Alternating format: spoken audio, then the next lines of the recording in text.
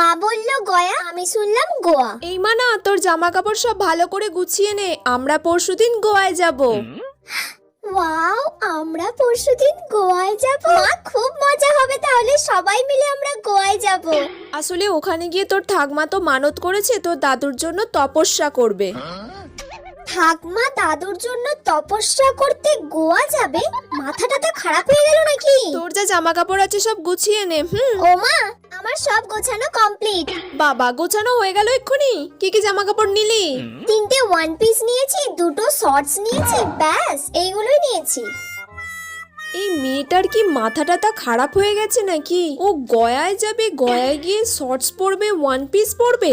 এইসব জামা কাপড় তুই কেন নিয়েছিস? গয়াতে গিয়ে তুই শর্টস পরবি, ওয়ান পিস পরবি? তোর মাথাটা খারাপ হয়ে গেছে নাকি? গয়া? আমি তো ভাবলাম গোয়া।